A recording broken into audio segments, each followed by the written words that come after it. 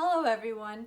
Today I will be reviewing the book Universally Preferable Behaviour, A Rational Proof of Secular Ethics by Stefan Molyneux.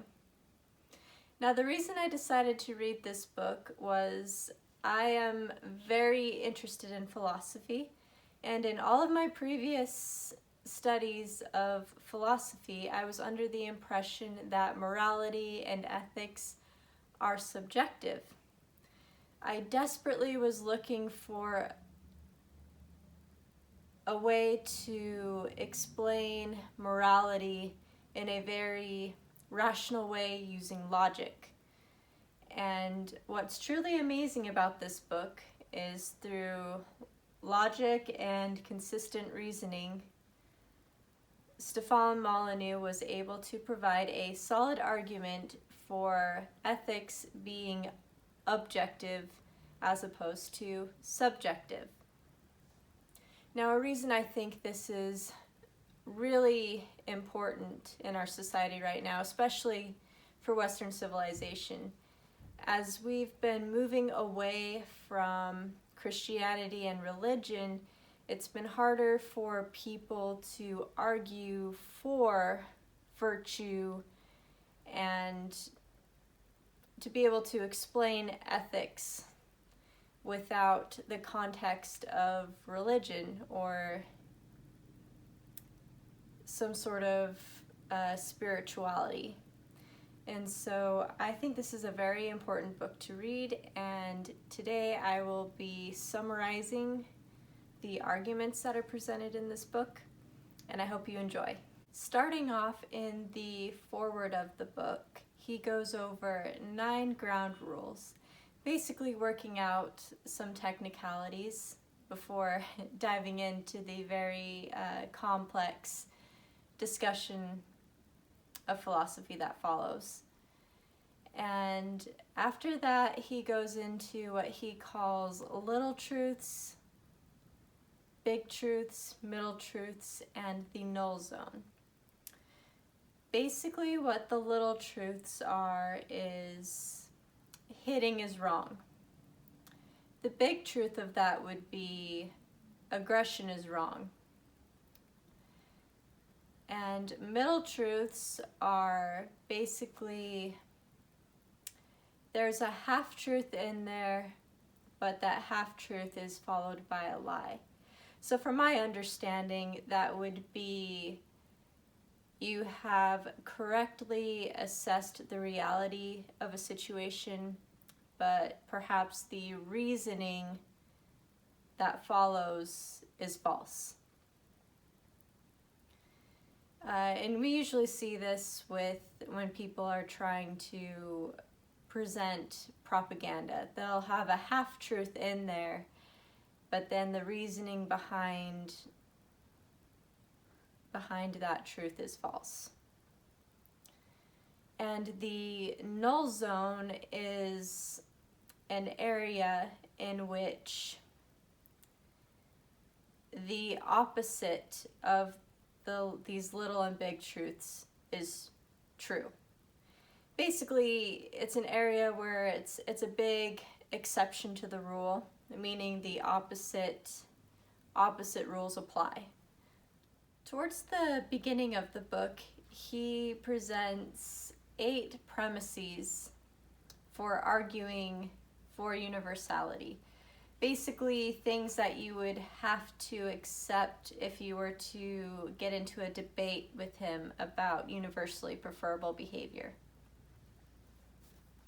And so these 8 premises are: 1, we both exist; 2, the senses have the capacity for accuracy; 3, language has the capacity for meaning; 4, correction requires universal preferences; 5, an objective methodology exists for separating truth from falsehood; 6, truth is better than falsehood; 7, peaceful debating is the best way to resolve disputes; 8, individuals are responsible for their actions. Out of those 8 premises, he brings up one of his arguments for the existence of universally preferable behavior. He points out that you would have to enact universally preferable behavior by stating that there is no universally preferable behavior. If someone were to make this statement and argue that ethics is not objective, then the whole premise behind their statement is that they prefer truth to falsehood. Because really, if ethics were subjective, they wouldn't be telling you that your opinion that there's objective ethics is false. Because if it's all subjective, they couldn't make this argument. But they're arguing that that truth is preferable. And so they are objectively stating that objective ethics does not exist, and that is contradictory. In this book, he also explains why he specifically calls his theory of ethics universally preferable behavior.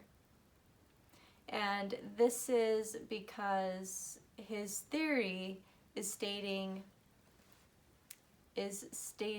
what should be done. This doesn't mean that people will do these things. One of the examples he gives in the book is that it is preferable for human beings to breathe. This does not mean that everyone will choose to. At some point in a person's life, they may become suicidal and they may choose not to breathe. He explains in the book that while he talks about UPB in the realm of ethics, it can also be used as an umbrella term for the following things: the scientific method, logic, empiricism, debating, language, and ethics. Many of you are probably wondering by now, so let's get to it. What is the universally preferable behavior? Essentially, what he argues is the preferable behavior for humans is the non-aggression principle, also known as the NAP. Basically what this is proposing that the initiation of force is morally wrong. Notice I emphasized initiation because this principle also proposes that the act of self-defense is morally justified, is morally good. But the initiation of force is morally wrong. So what he does in this book is he tests the rational consistency of the non-aggression principle in 5 tests. 3 of them are the major ones, and then he includes 2 others. So he tests the consistency of the non-aggression principle with murder, rape, theft, fraud, and lying. With each of these tests, he also does what he calls the coma test. Basically, if you were in a coma and you were to do this action, would you still be morally good? It's basically, what he's basically saying is that if you are ascribing a positive action as a moral good, as a preferred behavior, that would mean that you would need to be able to do it constantly.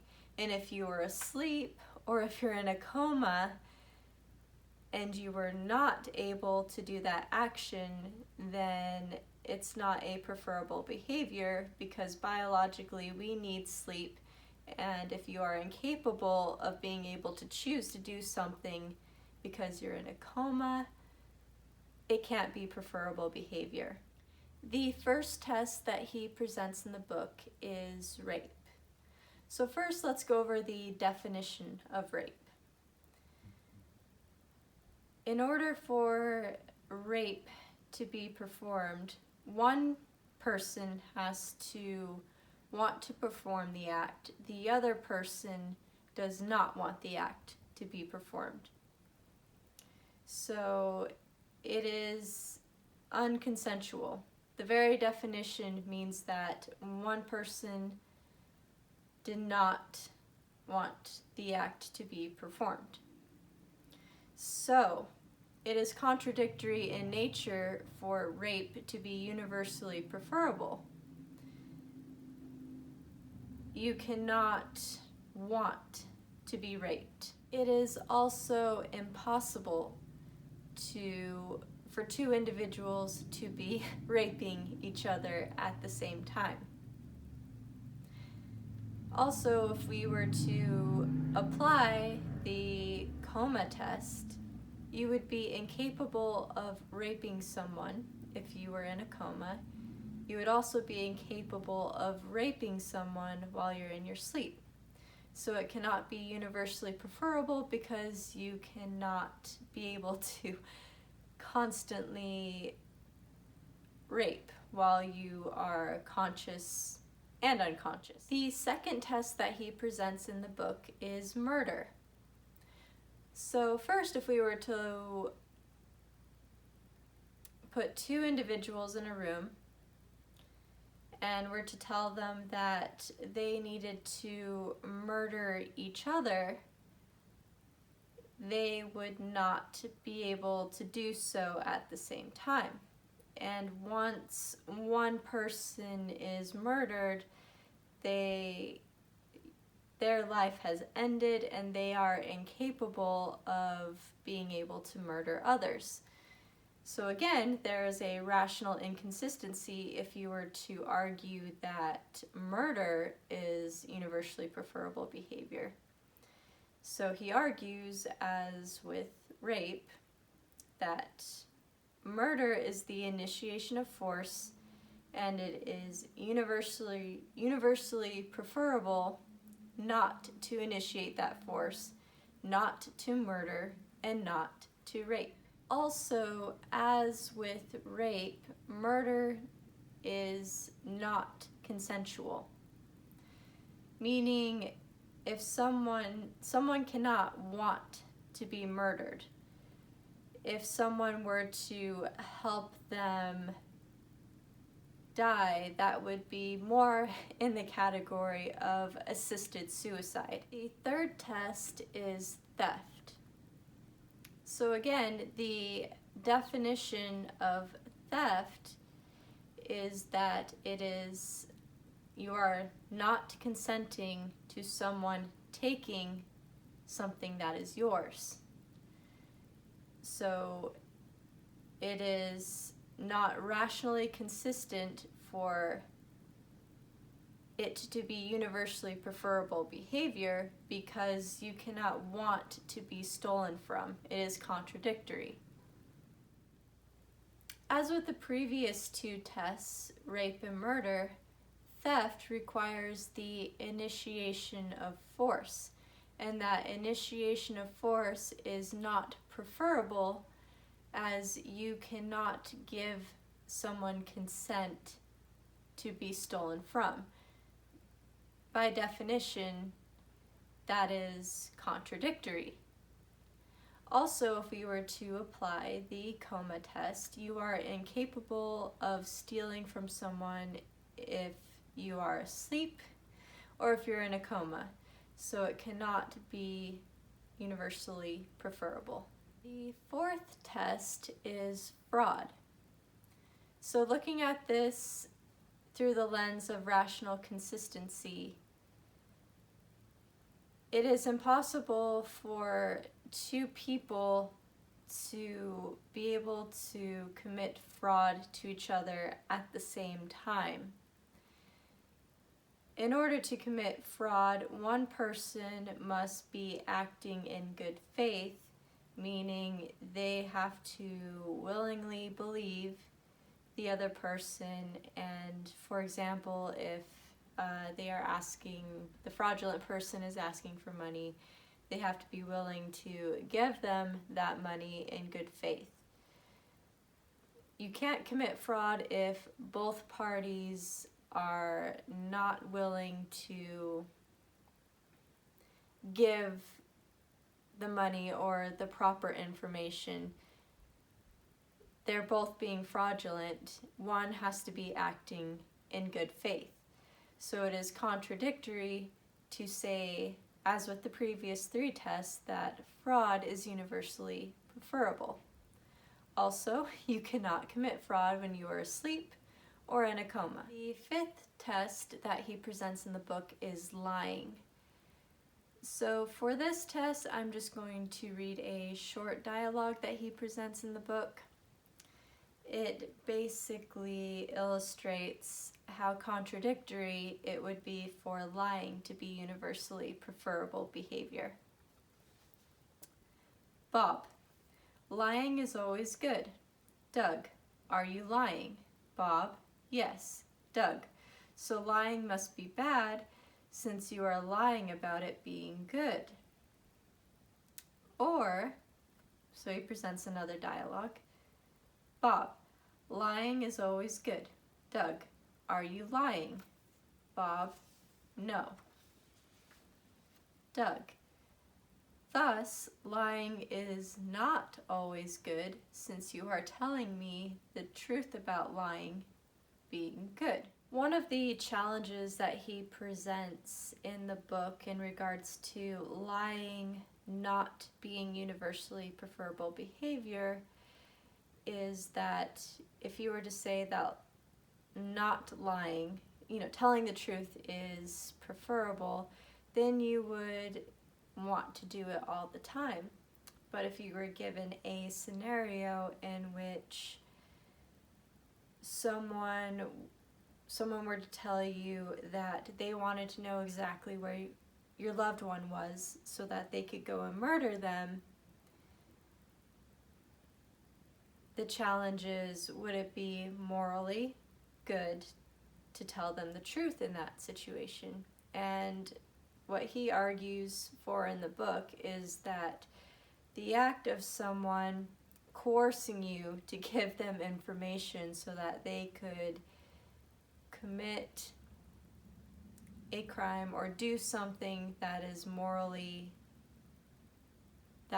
immoral, then that is an initiation of force. So you can enact self-defense and you can lie. The same reasoning applies to why self-defense is morally justifiable, but murder is not. Along those same lines of reasoning, he also goes into why self-defense is morally justifiable and morally good. He essentially says that if something is evil, if you have indicated that something is immoral, something is a bad behavior, you should be able to fight that evil, avoid that evil, be able to prevent that evil, essentially. So the act of self-defense, you are defending yourself from being murdered, you are defending yourself from being assaulted, from being raped, you are defending yourself from being stolen from.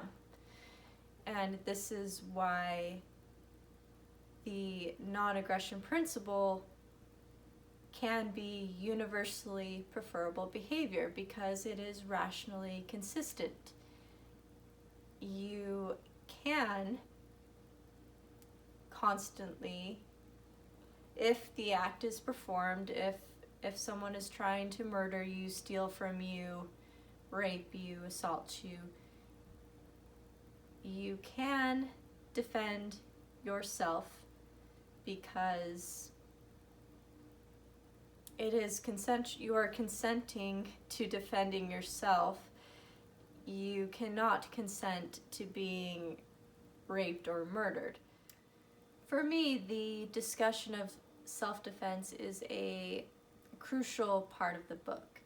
And for those of you that have watched my other videos on my channel, I do a lot of self-defense training, and it is something that is very important to me.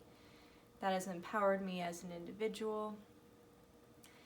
And so this section is really important, and I'm going to go ahead and read a paragraph from his book for you. It's on page 145.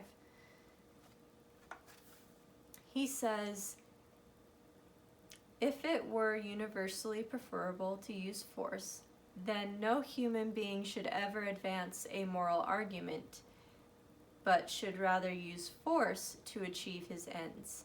However, just as in the rape, theft, and murder examples cited above, the claim that it is universally preferable to use force immediately invalidates itself. To be able to use force upon another person requires that that person submit to force. In other words, in order for one person to be moral, the other person must be immoral, which cannot stand. Also, if the other person submits to force, it is not force. Thus, he must resist, which requires that he resist virtue in order to enable virtue, which is self-contradictory." Another crucial part of the book, in my opinion, is towards the end there's a section discussing government. Now remember, towards the beginning of this video, I explained that he references what he calls a null zone. What the null zone is an area in which the opposite rules apply.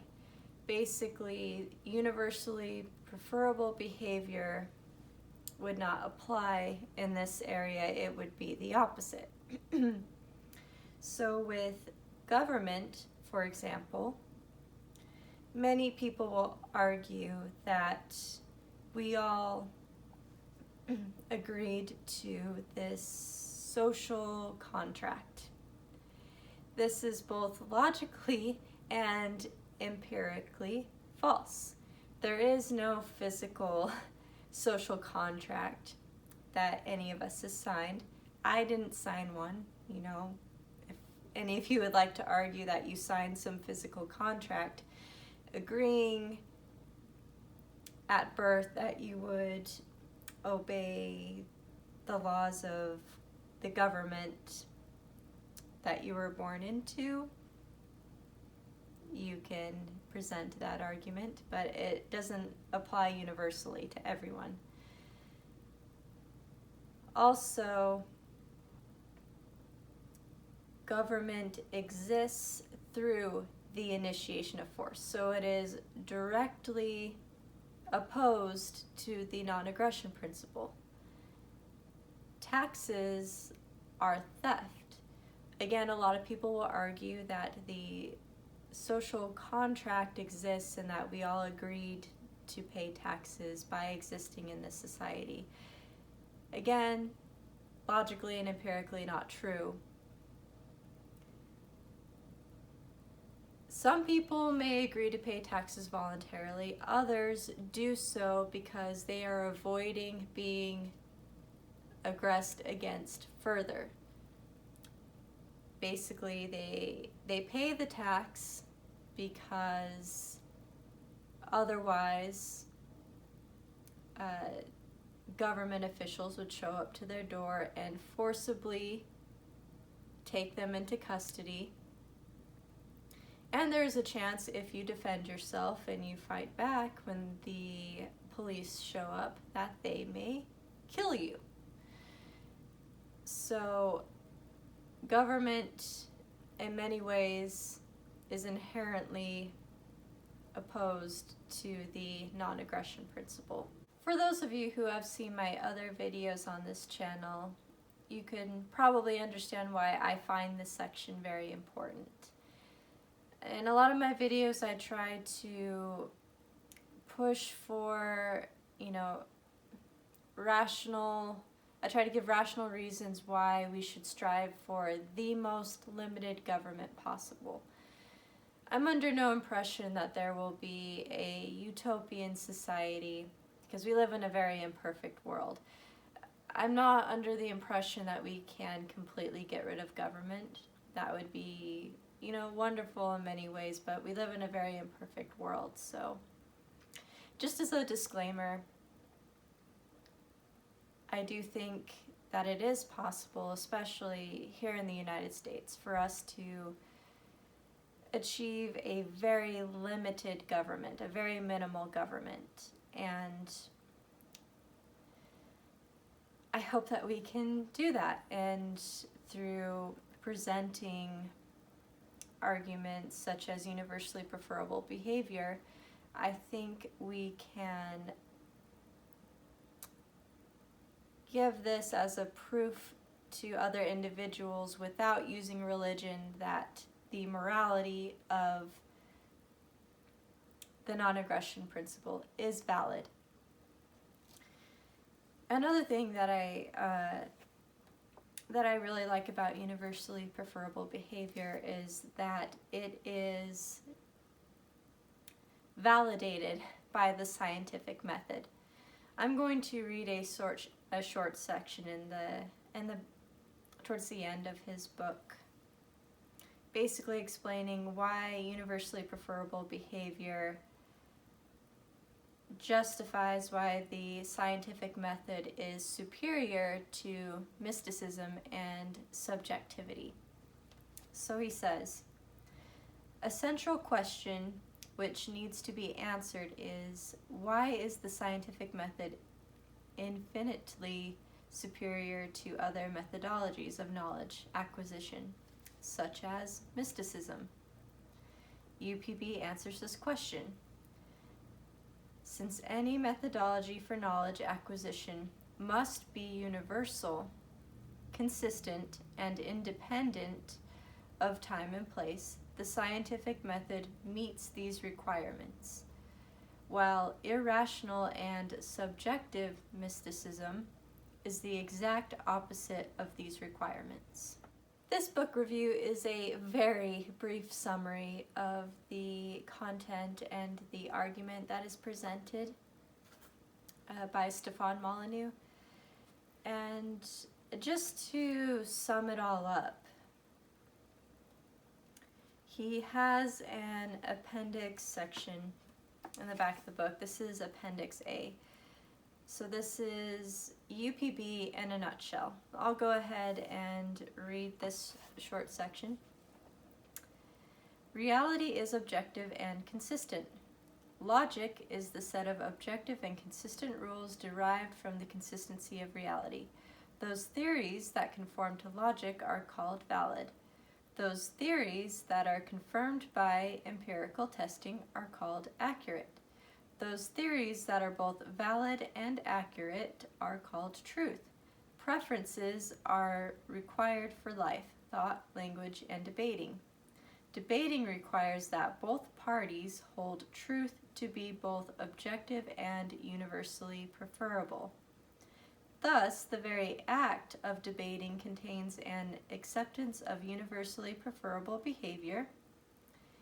Theories regarding UPB must pass the tests of logical consistency and empirical verification.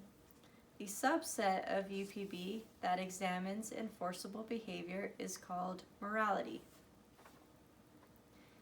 As a subset of UPB, no moral theory can be considered true if it is illogical or unsupported by empirical evidence. Moral theories that are supported by logic and evidence are true. All other moral theories are false.